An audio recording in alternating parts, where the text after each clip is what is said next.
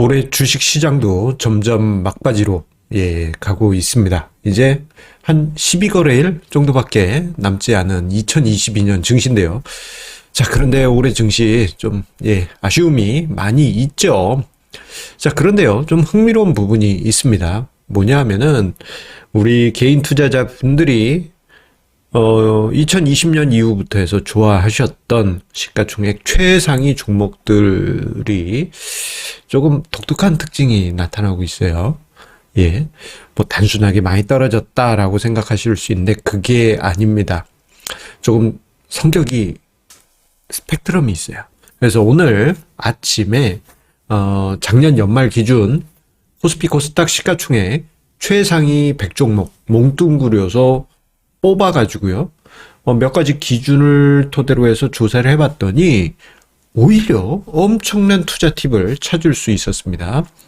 그 투자 팁은 무엇일까요? 오늘 증시 토크 끝까지 함께 해주시면 중요한 팁을 찾으실 수 있으실 것입니다. 하지만 오늘 이 영상을 보시는 개인 투자자분은 전체 극소수에 불과할 것입니다. 어쩌면 여러분들이 투자의 주인공이 되시리라 생각이 됩니다. 구독, 좋아요, 알림 설정과 함께 증시 토크 시작하도록 하겠습니다. 자, 앞서서 조금 의아하게 느끼셨을 수도 있을 것 같아요. 개인 투자자가 초대형주를 좋아한다? 약간 의아하게 생각하시는 분들도 계실 것입니다. 그도 그럴 것이 오랜 기간 우리 개인 투자자분들은 소형주와 뭐 코스닥의 작은 종목들 그야말로 스몰 캡들만 좋아해 왔죠. 하지만 2020년 동학개미 운동 이후에 개인 투자자분들이 초대형주, 초우량주에만 관심을 갖기 시작했습니다. 이전하고 좀 성향이 틀려졌어요. 그 모습을 노골적으로 보여준 게 2020년 1월 11일 거래대금 폭발 상황입니다. 이때 당시 어땠습니까? 여러분들 이제 기억에서는 좀 가물가물하실 수 있는데 삼성전자와 현대차를 개인 투자자들이 정말 폭발적으로 매수하면서 1월 11일에 장중 변동성이 뭐 삼성전자, 현대차 하면 초대형주 아닙니까? 이건 무슨 개 잡주 마냥 막 이렇게 움직였어요. 어마어마했죠. 그리고 거래대금 사상 최대를 기록하기도 하였습니다. 그만큼 개인 투자자가 과거에 비해서 초대형주 그리고 초우량주를 선호하는 경향이 있어 왔습니다. 그리고 포트폴리오에 초우량주, 초대형주들을 많이 담으셨죠. 뭐 초우량주라고 하는 기준은 그때그때 다르긴 합니다. 시대에 따라서 우량하다는 기준은 이거야. 그때그때 기준은 다릅니다만 초대형주 같은 경우에는 시가총액 최상위권에 있는 종목들입니다. 그래서 오늘 아침에 시가총액 최상위권에 있는 100종목을 뽑아봤어요. 언제 기준? 2021년 연말 기준 코스피 코스닥 양시장에서 시가총액 순으로 쭉 정렬한 다음에 100종목을 뽑았습니다. 작년 말 기준으로 해서요. 자, 그리고 여러 가지 실험을 했습니다. 자, 참고로 올해 코스피 지수는 21% 이상 하락한 상황이죠. 아직 연말까지 시간이 있으니까 조금 더 지켜봐야 되지만 오늘 기준 20% 이상 하락한 상황이고 코스닥 지수 또한 마이너스 29% 이상 하락 중인 상황입니다. 자, 그렇다면 코스피 코스닥 일단 시가총액 100여 종목 그 안에 특징은 무엇이 있을까? 참고로 시가총액 이 100종목 중에는요 91종목이 코스피 종목이고요. 9종목이 코스닥입니다. 대략 코스피 코스닥 시가총액 비율만큼 대략 그 정도 종목 구성이 되어 있는 것 같습니다. 자, 그런데 여기서 제가 뭘 해봤느냐, 여러 가지를 해봤어요. 그런데 여기 중간 제목 보시면 올해 주식시장 대형주가 말아 드셨다라고 제가 그렇게 써놨는데 왜 이런 이야기를 드리냐면요, 일단 시가총액을 가중한 등락률을 계산해 보면요. 21.5%로 계산이 됩니다. 그리고 이제 12월 14일 어제 기준까지 이제 포트폴리오의 수익률을 계산해 봤어요. 자, 코스피 지수가 20% 이상 하락한 점, 그리고 코스닥 지수가 29% 이상 하락한 점을 감안하면은 시가총액 가중으로 등락률을 계산했을 때 21%가 나왔다라고 하는 것은 어떻게 보면 시가총액 상위 종목군들의 하락 쏠림이 있었겠구나라는 것을 생각할 수 있어요. 그런데요, 그게 어느 정도로 심했느냐? 자, 종목들을 시가총액 가중해서 등락률을 평균값을 구하는 게 아니고 단순 평균, 모든 종목을 다 동일하게 가중을 둬서 계산을 하게 되면 마이너스 16.8%입니다. 거의 뭐 좀 과하게 평가해서 5%포인트 차이가 나요.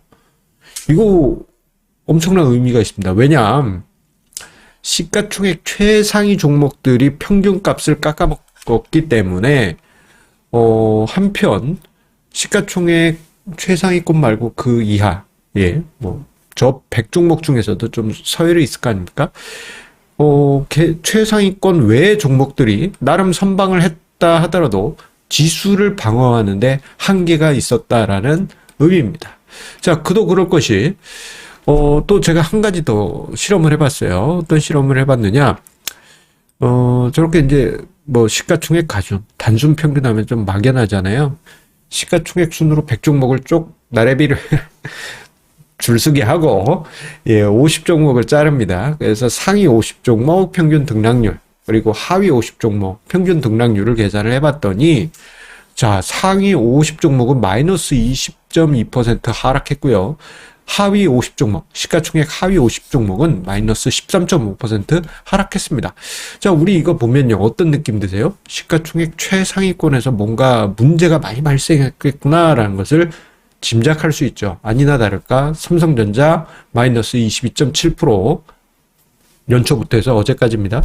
SK하이닉스, 야, 이거 심하다. 마이너스 37.6%, 네이버 마이너스 48.9%, 카카오 마이너스 47.8%. 어이구, 시가총액 최상위 종목들이 다 깎아먹었습니다. 자, 이뿐만 아닙니다. 재밌는 분석을 조금 더 진행을 해봤어요. 무엇을 해봤느냐? 어이구, 여기 힌트가 똥똥 나왔네요. 시가총액 100종목을 저평가 순으로 쭉 줄을 세웠습니다. 조금 전에 시가총액 순으로 쭉 정렬을 했죠. 자, 이번에는 밸류에이션 기준으로 정렬을 했는데, 일단은 PBR 기준으로 정렬을 해봤어요. 그랬더니 재밌는 결과가 나옵니다. 어떤 결과가 나왔느냐? PBR이 뭡니까? 자산가치 기준 저평가 여부를 보는 밸류에이션 잣대죠. 자, PBR 하위 50종목, 즉 저평가 50종목 같은 경우 올해 마이너스 5.3% 하락입니다. 와, 이거 대단하지 않습니까? 왜냐? 아니, 마이너스 하락이면 저거 마이너스니까 안 좋은 거야 라고 생각하실 수 있지만, 주가 지수가 20% 빠지는데 한 자릿수 하락이에요. 그것도 한 자릿수 하락도 아니고 거의 뭐 주가 지수 하락폭의 4분의 1밖에 안 됩니다. 이 정도면 매우 엑설런트 하죠. 여러분들 어떤 수익률 평가를 하실 때 마이너스니까 다 똑같은 마이너스다. 마이너스 100%하고 마이너스 1%하고 아유 이거 손실이니까 똑같아. 이렇게 평가하지 말라는 거예요. 상대적으로 저 정도 수준이 나오면은 엄청난 겁니다. 자, 그런데 고평가된 PBR 50종목, 평균 등락률은 마이너스 28.3%. 다 깎아먹었죠. 고 PBR, 그리고 생각해보면 시가총액 높은 애들, 성과 안 좋았습니다. 이것을 조금 더, 범위를 좁혀봤어요. 그래서 저 PBR 25개, 어디에서? 코스피 코스닥 시가총액 상위 100종목 쭉 줄 세워서 그 중에 100종목 뽑았는데 그 안에서 또 PBR 순으로 25개를 뽑아봤더니 어제까지 마이너스 3.4%, 50보다 조금 더 양호하죠?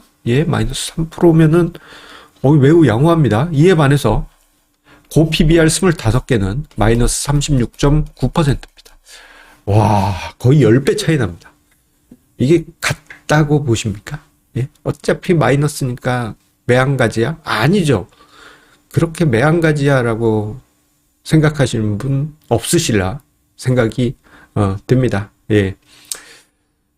비교 잣대로 해서 오른쪽에 시가총액 100 종목의 단순 평균 표시했는데요. 마이너스 16.8%. 감안해 보면은 고평가된 종목들이 얼마나 허무한 급락이 있었는지, 반대로 저평가된 PBR 기준으로 저평가된 종목들이 얼마나 높은 성과를 만들었는지 상대적인 척도를 볼 수 있겠습니다.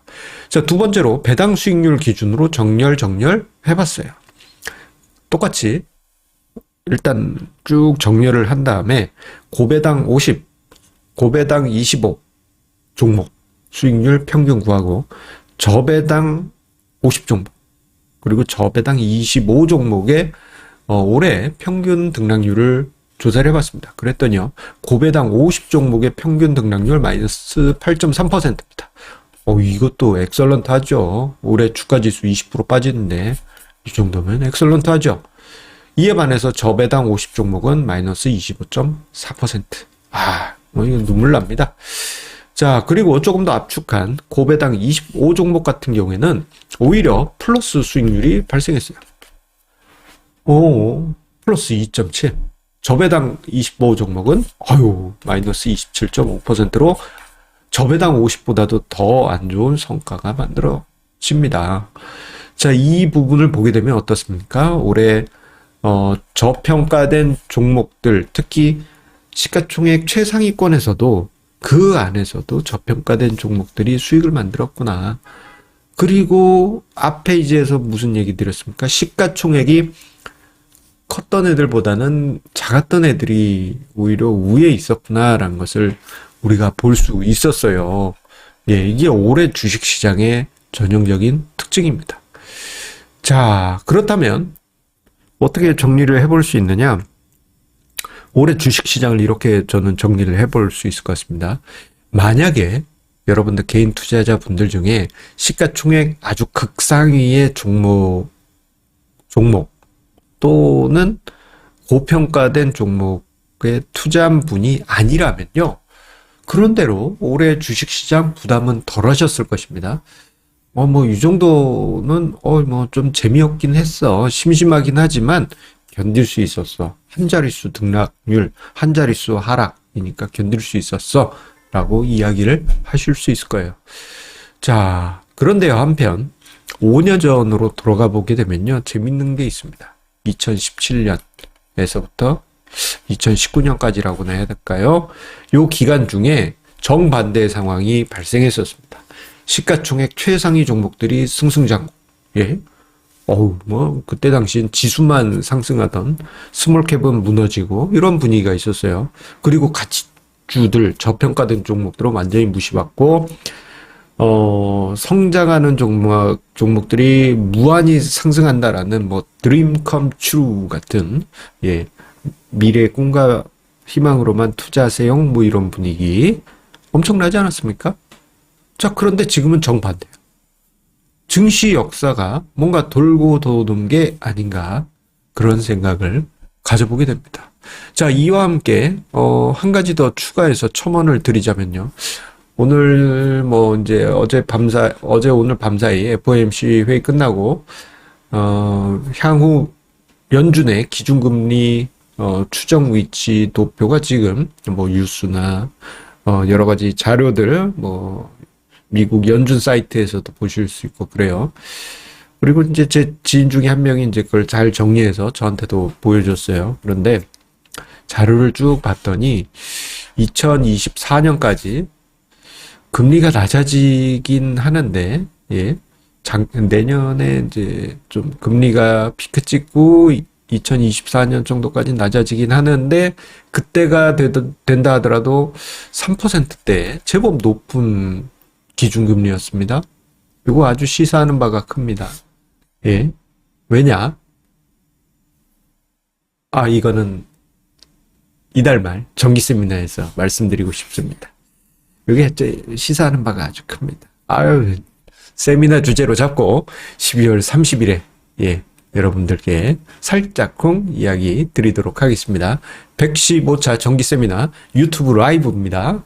예, 이번 11월 30일에 있으니까요. 여러분들 구독, 예, 알람 설정 해놔주시고 꼭 함께 하시기 바라겠습니다. 감사합니다.